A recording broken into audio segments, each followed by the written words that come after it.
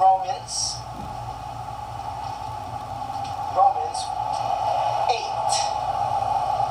Romans 8.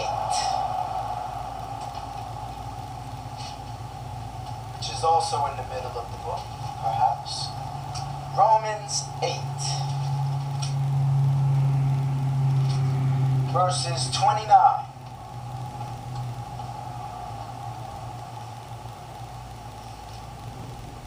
Romans 8, 29.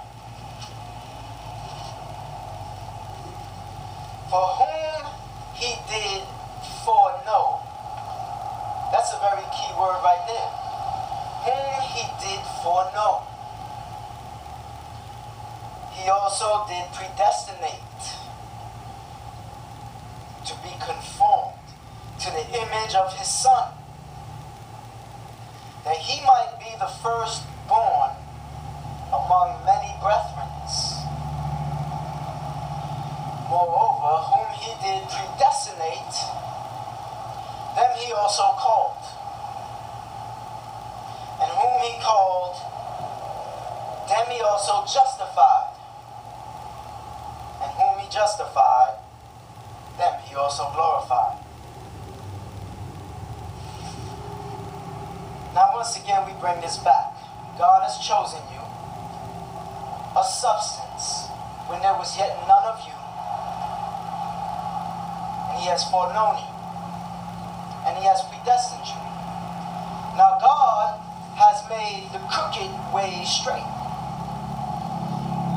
He also has made straight paths for your feet. He has made a straight path for your feet. And sometimes that straight and narrow way can be a hard thing to do. Because life is so waving at times. Not only inside, outside of us, but also the world outside can hinder us. Because we do have an enemy, and that enemy is the wicked one. And so God has predestinated us.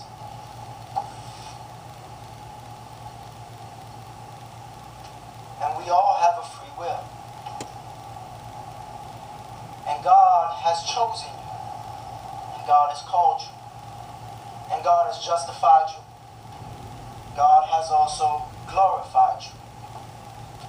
And Jesus Christ was raised for our justifications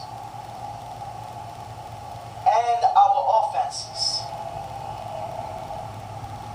So the word also tells us that when we go before him on the throne, one must be bold. To be bold before the throne. So knowing his word can justify a lot of people in what they do. But spiritually, when we understand that we are imperfect, when we understand that what we do in this life is not for us to continue in the maliciousness or jesting thoughts that hinder others for our self-gain, but it's for us to make a difference not only in our lives, but also in others. Because when you save a soul from sin, you cover a multitude of sins. And so we can be justified in what we do without his word, knowing partially his word for our offenses. But knowing the knowledge of his word can also justify us. Although knowledge is not the seal of grace, our seal of grace is the foundation of your faith. The foundation of your faith in Christ